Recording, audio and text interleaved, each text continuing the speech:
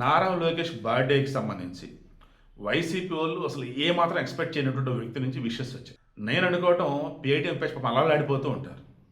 నిన్ననే మన విజయసాయి కూడా చెప్తున్నాడు, గణేష్ గోల్డ్ తాకట్టులో ఉన్న బంగారాన్ని విడిపించి కొనబడును. సంప్రదించండి 9966651144.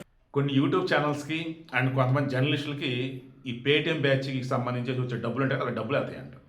అందుకనే వాళ్ళు హడావిడి చేస్తూ పోతూ ఉంటారు. సో ఇప్పుడు విషయం ఏంటంటే, ఇప్పుడు వాళ్ళంతా ఏం చేయాలో అర్థం కావట్లేదు వాళ్ళకి. ఎందుకు వైసీపీ వాళ్ళు అయితే ఏకంగా గిలగిలాడుతున్నారు.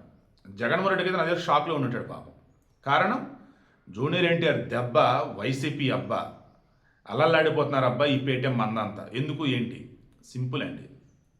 నారా లోకేష్కి విషెస్ చెప్తూ జూనియర్ ఎన్టీఆర్ సింపుల్గా 2 లైన్స్ 3 లైన్స్ ఉంది అంతే.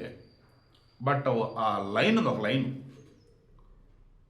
అద్భుతంగా ఈ సంవత్సరం గడవాలి, నెక్స్ట్ ఇయర్ మరొక అద్భుతమైన సంవత్సరం మీ లైఫ్లో స్టార్ట్ కావాలి అంటే దాన్ని చెప్పింది చాలా సింపుల్ అండి. నారా లోకేష్ గారికి జన్మదిన శుభాకాంక్షలు అంటూ ఈ సంవత్సరం అనేది అయితే మీకు అద్భుతంగా గడవాలి, అద్భుతంగా నడవాలి, మీ లైఫ్లో ఇది ఒక మంచి ఒక మెమరబుల్ ఇయర్ అవ్వాలి అన్నది ఆ ఇంటెన్షన్. ఆల్రెడీ దావోస్ పర్యటన ఉన్నటువంటి నారా లోకేష్ పెట్టుబడులకు సంబంధించేసి ఓ పక్క నాయుడు గారు, మరో పక్క లోకేష్ ఇద్దరు పోటాపోటీగా అద్భుతమైనటువంటి ఎక్స్ట్రాడినరీ కంపెనీస్ని ఏపీకి పట్టుకొస్తా ఉన్నారు. ఇందులో భాగంగా ఎక్స్పీరియన్స్ టు ఇన్వెస్ట్ అన్నట్టు రండి ఏపీని విజిట్ చేయండి, చూడండి, మా దగ్గర ఉన్నటువంటి సహజ వనరులు, మా దగ్గర ఉన్నటువంటి మ్యాన్ పవర్, మా దగ్గర గవర్నమెంట్ సైడ్ నుంచి ఇచ్చే పర్మిషన్స్, తర్వాత సబ్సిడీస్, ఇంకా మీకు కావాల్సిన ఏవైతే ఉంటాయో అవన్నీ చెక్ చేసుకోండి. అంతమంగా సూపర్గా ఇక్కడ ఇన్వెస్ట్ చేద్దాం అనుకుంటే ఇన్వెస్ట్ చేయండి, లేదంటే వద్దని కూడా చెప్పేశాడు. లేదంటే వద్దని వాడు యూజ్ చేయలేదు, రండి చూడండి ఇన్వెస్ట్ చేయండి అంతే. మన లలిత జ్యువెలర్స్ అతను చెప్తారు కదా, రండి 4 షాపులు తిరగండి, ఎక్కడ బెస్ట్ అటు తీసుకోండి, డబ్బులు ఊరికే రావు కదా అంటాడు. అలా లోకేష్ కూడా ఏమన్నాడు, ఇండియాకి రండి 4 చోట్ల తిరగండి, మా రాష్ట్రానికి రండి, ఖచ్చితంగా రండి, చూడండి, ఇన్వెస్ట్ చేయండి. అలా ఈ సంవత్సరం వచ్చేసి లోకేష్ పెట్టుబడులు తీసుకొచ్చే విషయంలో కావచ్చు, మన వైజాగ్ గూగుల్ డేటా సెంటర్ కానీ, ఆ తర్వాత అనకాపల్లి దగ్గర వచ్చేసి స్టీల్ ఫ్యాక్టరీ కానీ, తర్వాత రిలయన్స్ వాళ్ళు వచ్చేసి బయోగ్యాస్ ప్లాంట్లు కానీ, డ్రోన్ సిటీలు కానీ, తర్వాత ఏరోస్పేస్ సిటీలు కానీ, తర్వాత క్వాంటమ్ వ్యాలీకి సంబంధించి అమరావతికి సంబంధించి ఇలా చెప్పుకుంటూ పోతే ఈ గడిచినటువంటి 18 నెలలు 16 నెలలు ఉన్నాయి కదా, అది మొత్తం తిరగేసినప్పుడు ఎక్కువగా కనిపిస్తున్నవాడు నారా లోకేష్. ఎలా అంటే చంద్రబాబు నాయుడిని మించిపోతున్నాడు రా ఆయన తనయుడు నారా లోకేష్ అంతా చెప్పుకుంటున్నారు. ఈరోజు జూనియర్ ఎన్టీఆర్ చెప్పినటువంటి విషెస్ విధానం ఉందే, అది చూసి కన్ఫర్మ్ చేసేసుకున్నారు. ఏ రకంగా ఈ సంవత్సరం నారా లోకేష్ కెరీర్లో 2026 సంవత్సరం అద్భుతమైన సంవత్సరం మిగలబోతుంది. కారణం ఆల్రెడీ లాస్ట్ ఇయర్ డిఎస్ ఇచ్చారు, మెగా డిఎస్ 15,000 పైగా పోస్టులు. ఈ ఇయర్ ఫిబ్రవరిలో మళ్ళీ డిఎస్సి నోటిఫికేషన్ ఇస్తానంటున్నారు. చాలామంది ప్రిపేర్ అవుతున్నారు. కంటిన్యూగా 2 సంవత్సరాల పాటు మరలా 27, 28, 29 కూడా ఇస్తానని చెప్పేశాడు ఆల్రెడీ. ఏమని, టీచర్ పోస్టులు ఖాళీగా మాత్రం ఉండేమో భర్తీ చేస్తాం, తర్వాత జాబ్ కూడా త్వరలో వేయబోతున్నారు.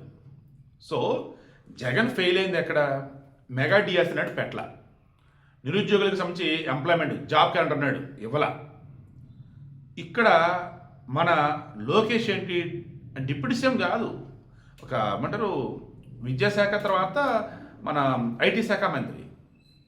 దాన్ని ఇక్కడ వచ్చేసి జగన్మోహన్ రెడ్డి గతంలో అన్నప్పుడు ఏక ముఖ్యమంత్రి కదా, ముఖ్యమంత్రి పొజిషన్లో ఉండి ఆయనేమో ఇచ్చిన హామీలన్నీ అమలు చేయకుండా పక్కన పెట్టేశాడు. లోకేష్ ఒక మంత్రిగా ఉండి వీళ్ళ పార్టీ ఇచ్చినటువంటి హామీల తాలూకు ఈరోజు మొత్తం ఫుల్ఫిల్ చేస్తూ పోతున్నాడు.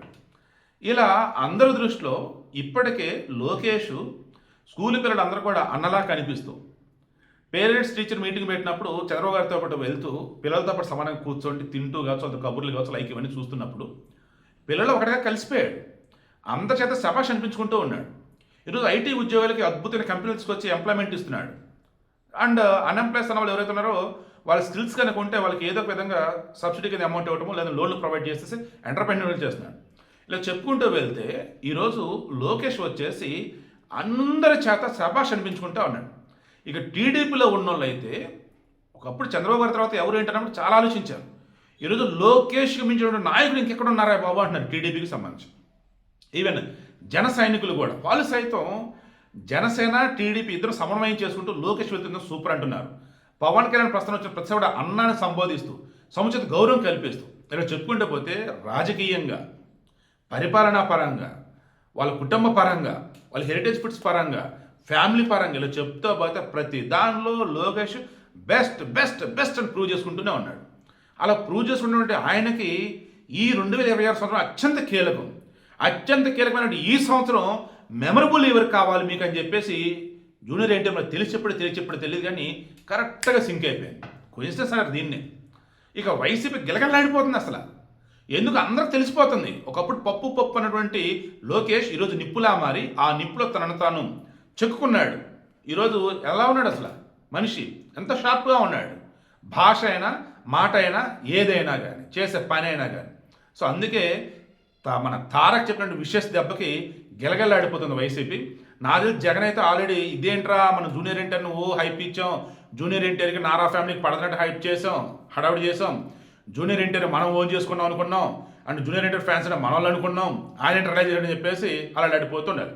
వాళ్ళందరూ తెలియంది ఏంటంటే జూనియర్ ఎన్టీఆర్ ఎప్పుడో చెప్పాడు, ప్రాణం ఉన్నంత వరకు నా తాత స్థాపించిన టీడీపీనే నా పార్టీ, ఆ పార్టీకి ఎప్పుడు నా అవసరం వచ్చేసరే నేను ఆ పార్టీలోనే ఉంటా, ఆ పార్టీ నేను సేవ చేస్తా అన్నాడు. వేరే పార్టీ కానీ వేరే ఆలోచన కానీ అసలు జూనియర్ ఎన్టీఆర్ రావు. మరలా చెప్తాను గుర్తుంచుకోండి, నందమూరి ఫ్యామిలీ మొత్తం మీద ఇప్పుడున్నటువంటి వాళ్ళలో అందరికంటే తెలివిగలవాడు జూనియర్ ఎన్టీఆర్ మాత్రమే. అందుకే లోకేష్కి విషెస్ చెప్పడం కావచ్చు, అటు నాయుడు గారికి సంబంధించి మొన్న మంచి విషెస్ చెప్పడం కావచ్చు, అండ్ బాలకృష్ణ అన్నప్పుడు బాబాయ్ కాబట్టి ఆయన విషయంలో జాగ్రత్తలు ఉండటం కావచ్చు. ఏదైనా సరే గుర్తుంచుకోండి, జూనియర్ ఎన్టీఆర్ కానీ నందమూరి ఫ్యామిలీ మిగతా వాళ్ళు కానీ అంతా కూడా బయట వాళ్ళకి ఎక్కడ చిన్న అవకాశం కూడా ఎవరు, వాళ్ళ ఫ్యామిలీ అంటే వాళ్ళు అన్నట్టుగా ఉంటారు. ఆ రెస్పెక్ట్ అనేది పోనివ్వరు.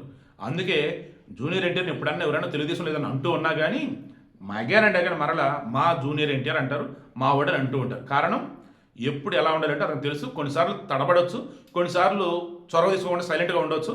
బట్ టైం చూసుకొని కరెక్ట్గా పెట్టడంలో పెట్టేస్తాడు. ఏంటి వైసీపీ లాంటి వాళ్ళకి చెప్పాల్సినట్టు చెప్పేస్తాడు. విషెస్ అందరి చేత శబాష్ అనిపించుకుంటూ ఉంటాడు జూనియర్ ఎన్టీఆర్. ఈరోజు బర్త్డే విషెస్ అన్నది ఆయన చెప్పిన విధానంలో లోకేష్ సంబంధించి మరలా అందరు రీచెక్ చేసుకున్నారు. గతంలో కూటమి గవర్నమెంట్ వచ్చిన తర్వాత జూనియర్ ఎన్టీఆర్ విషెస్ చెప్పడం కానీ, జూనియర్ ఎన్టీఆర్కి సంబంధించి విషెస్ చెప్పాల్సి వచ్చినప్పుడు లోకేష్ చెప్పే విధానం కానీ, ఏ లోకేష్కి అయితే జూనియర్ ఎన్టీఆర్ పోటీ అన్నారో జూనియర్ ఎన్టీఆర్ పలు సందర్భాలలో నేనేంటి పోటీ ఏంటి, అసలు నేను రాజకీయాలకు రానయ్యా అన్నాడు. నువ్వు రాజకీయాలకు రావద్దు, బట్ నువ్వే కాబోయే సీఎం అంటారు. నువ్వు రాజకీయాలకు రావద్దు కానీ టీడీపీ పథకాలంటే నువ్వే రావాలి అంటారు. ఎంత చేశారండి ఈ వైసీపీ వాళ్ళు. ఆ లక్ష్మీ పార్వతి అయితే మరీ దారుణం. సో ఓవరాల్ ఇప్పుడు అందరికి అర్థమైపోయింది, నాయుడు గారి తర్వాత లోకేషే టీడీపీకి అధినేత అయినా, రాష్ట్రానికి కాబోయే సీఎం అయినా, ఓవరాల్గా అన్నప్పుడు పరిపాలన పరంగా, ఓవరాల్గా అన్నప్పుడు పరిపాలనతో పాటు బయట చాణక్యం నడిపే విషయంలో కానీ, సమాజం విషయంలో వచ్చేసి సామాజిక బాధ్యతతో ఉన్నప్పుడు కానీ అన్నింటిలో కూడా లోకేష్ ది బెస్ట్ అన్నది ఈరోజు జూనియర్ ఎన్టీఆర్ యొక్క మాటల్లో విషయంలో మరలా తెలిసింది.